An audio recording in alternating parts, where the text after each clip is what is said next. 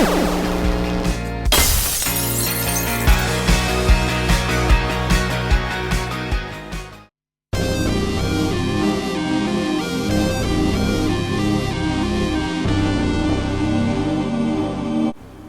it's Gadget UK here again.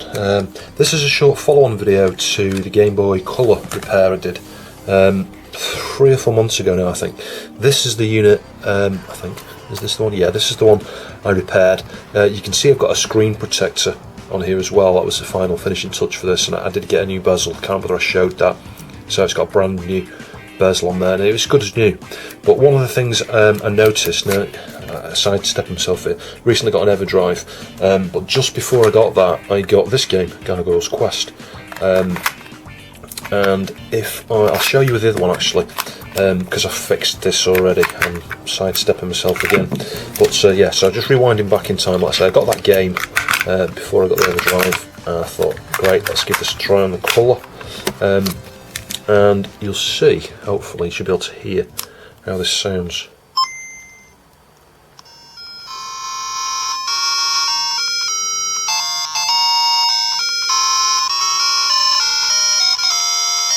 Now, I don't know if you can hear, it's breaking up a bit. That clicking, can you hear it?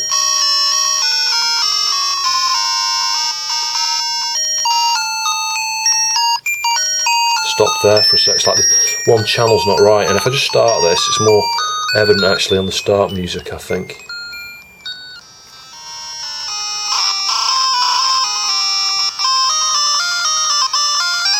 It's like some of the instruments are stopping. You can hear it.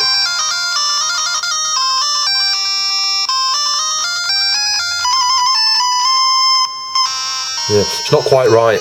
I noticed it straight away because I played this game many times when I was younger, and I thought, that doesn't sound quite right to me. Is there something different about the pocket? Is it a compatibility issue? Well, anyway, roll on a few weeks later, I got an EverDrive, and I thought, I'll try that game on the EverDrive. It's exactly the same. Now, I've put it in my DMG01, the original mono Game Boy. It's perfect. So then I started questioning, well, actually, the repair I did there with the speaker, I wonder if something caused the speaker to pop. And I spent some time looking at the schematics for this. It's very simple. The audio output comes straight out of the main CPU, you know, the chip. It's like a single chip solution, as I showed previously. So all of your audio channels and things are all built onto that die. So I thought, well, what, you know, is it the op amp? So what I did is, because I got the EverDrive, I put some diagnostic software on here, and I'll put a link down below to this because this is really useful. And there's quite a few different diagnostics you can get. I think it's in there, it's test. Let's see if we can get this to focus. So you've got two. All I've downloaded is the sound diagnostic stuff, but there's a load of different tests you can do. So one's Colour Game Boy, one's for the DMG, the original black and white. So if we go into the Colour one, where's it gone now? ROM single, is it singles? No, it's not, it's the top one. There you go. You can run the tests individually, or there's a ROM like that comprises of all the tests. Now if we just let this run now, you'll see, and this is the board. This contains the board of the original Colour Game Boy that I fixed with the speaker problem. I'll just watch in a sec. It's when it gets to the third or fourth, I think it's the fourth test. There you go, you can see here, that's in bold. And then when it gets to the end, it will say there's an error. There you go, run tests individually, failed, #3.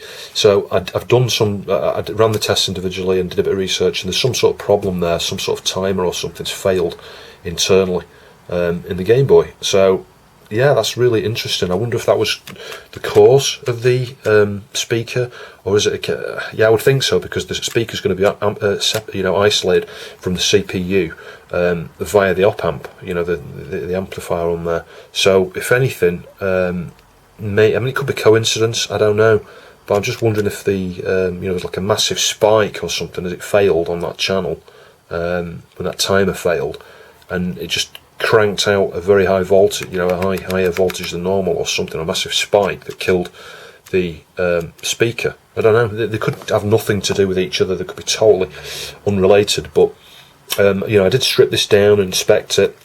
As I say, I've spent some time looking at the schematics and basically came to the conclusion, and please, if you've got any ideas, post some comments down below, but I've come to the conclusion there's nothing I can do with this other than swap out the main CPU chip. because, like I say, all of the sound just comes from one pin. It might be 2 pins, I think it's stereo, isn't it? You've got 2 pins left and right. And that's it. It's all internal to the CPU. So when you get a problem like this, where it's going, one of the internal timers for that particular channel or whatever's knackered, it's game over. You can't do anything. I mean, it works. I'll keep this as a spare, but that's why I now have 2 of these, because what I did is I bought this one, which is a bit scratched up. It's the same colour and everything, but I bought this because this had a good board in it. So I've taken the board out, put the board into my original one where I fixed up, it's got a different speaker and it's got the nice new screen and stuff and a good case on it. And this now works fine, as I'll show you. If I just take the batteries out, put them into that one, I'll put the same diagnostics, and you will see it will pass. And it's exactly the same board. Well, it's not quite exactly the same board, it's just different revision, but everything's in the same place. It's got the same components. I haven't really noticed any difference other than the fact it says it's a different revision on the board. Components and things look all the same. Go down to test again. Color Game Boy. Top one, load, start. I could have just pressed start actually there, that would have loaded the previously loaded ROM. So as you see, it gets to 2, so as it gets to the I think it was the end one, wasn't it? Sorry, losing my voice there. It was the one on the right hand side. Here we go, 3. So the last time that just popped straight up with a, in bold with an 04 or something next to it.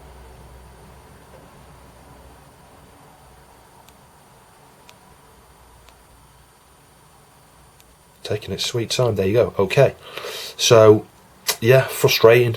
It's one of those things. I've been able to fix so far. I've been able to fix everything I've had a go at, aside from Neo's, not Neo, Beeps' Neo CD. I think I had some spares for that. I probably could have sorted that out as well. But everything I've looked at so far, I've been able to fix. I mean, I guess this is another one of them. It's not that I can't fix it. I've worked out where the fault is. It's the CPU chip. I don't really like using the word CPU because it's more than a CPU, but it is marked on the board CPU. So for the purposes of this, it is the CPU.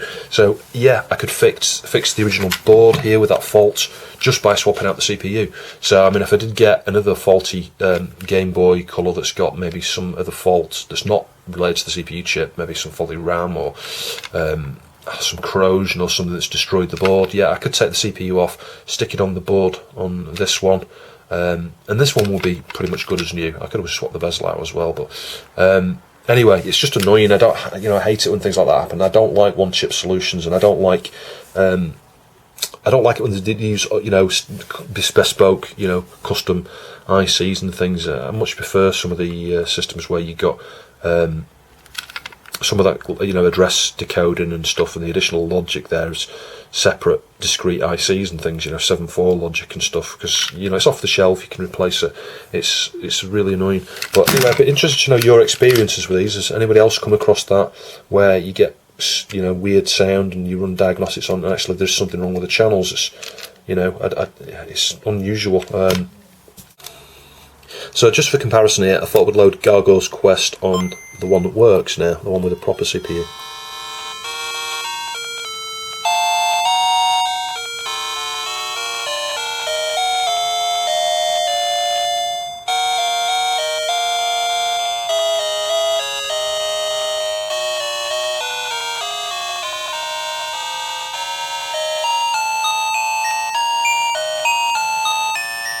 Yeah, that's not breaking up.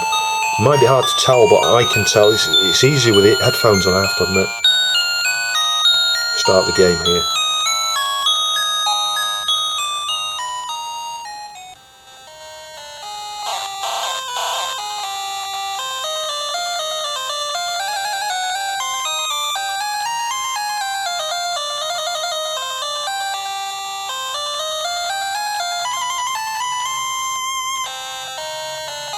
Yeah, there's like on the other one, the one with the faulty CPU, you just get, it's like little crackles and things that break up, and sometimes a particular instrument that's playing just suddenly stops instantly where it shouldn't do. It's definitely, it's definitely noticeable to me.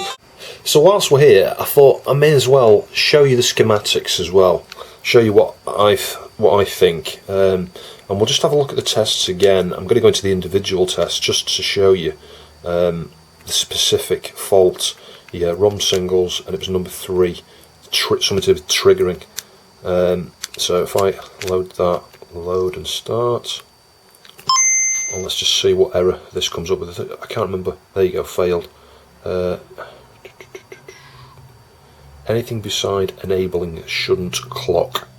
So something, it's clocking, this trigger mechanism, whatever, it's clocking when it shouldn't do. Anything besides enabling shouldn't clock. So it's, yeah, it should only clock when it's enabled. In other words, it's probably just triggering all the bloody time or something. I don't know, but there you go. It's the same fault, error 4, and it's on test 3. So yeah, don't know enough about the audio. I did have a look at some of the technical aspects of how the audio all hangs together. It's quite complicated. There's a hell of a lot of functionality built into the audio actually on the Game Boy. I guess that's one of the reasons why you get pretty cool stereo sound on it. We'll have a look at the schematics now anyway, and I'll show you. So here we go. This is the Game Boy Color service manual. Let's just scroll down to the diagrams. It might be a bit slow. I thought I'd do this on the iPad. It's a bit easier than on the iPhone. So you've got a schematic, a block diagram there. You can see that's exactly the board that I've got. It's even the same coloured case actually, funnily enough. I wonder if that was the case they shipped. Interesting picture they show you here, and how to remove the LCD screen. Look how much he's twisted that case. I'd hate to twist that plastic like that. You'd pretty much be putting it in the bin, I think, after you bent it that much. Yeah, that's funny, very funny. Hang on, let's keep going down. So yeah, disassembly instructions and things, and parts list, and then hopefully, here we go, schematics. Now I've got the screen lock on here, so I should be able to rotate this. You can see that. I'll turn it this way around. Amp MGB. So the left and right audio is there to your speakers and your headphones and things. So your op amp, you've got a couple of channels coming in. I think somewhere. Where's it gone? Let's scroll along here. Oh, that's the speaker. So I'm going the wrong way around now, man. Yes, I am. Yeah, I am. I've gone the wrong way around. Your speaker's on this side here, and then your headphone socket's down here somewhere. Then you've got your op amp in between, amp MGB. Your inputs left and right in. That explains why those are in. I should have thought of that as soon as I saw that. A couple of pots here, I think. Yeah, variable resistor to adjust the level. So that explains what one of the pots were, which is that's what I suspected anyway. And as you backtrack here, you've got a couple of caps, and then as you see, you've got SO1 and SO2, sound 1, sound 2, so your left and right channels, and that's it. So they're coming straight from your CPU. So my only other thought initially was, I can't get rid of that bloody selection now, it's gone blue. My only other thoughts initially was maybe there's something wrong with this op amp, maybe there's some shit or something coming opposite way, but then there's capacitors in between and other things, is that likely? I doubt it, so I doubt the op amp is the issue here, and I think you get more other behaviour, cut-offs and just general distortions and things, or a volume issue, and I don't think we get the problem with just one channel like that, unless there was some noise coming back into here, but this little could be doing it, I don't know, I mean, there's those two caps, but 1 microfarad, I don't think so. I might, if I can be bothered, just swap the two 1 microfarad caps around and see if there's any difference there. I doubt it. And then the only other thing is something else interfering with the CPU. But then everything else is fine. All the other aspects of the audio are fine. The video's fine. It's stable. You'd think if there was some noise or a problem with one of the clocks or something somewhere, it wouldn't just result in the one specific fault in the audio section that we're seeing. So yeah, in summary, it's this chip, it's the CPU, and it's a bloody funny shape on here. It has to be for the diagram, but it's like a square type quad flat pack on the board. But yeah, annoying. If you've got any more thoughts there, things that that could be relevant to that, please let me know. But yeah, I think we're looking at a fault in terms of the CPU. Anyway, thanks for watching, and I'll see you soon.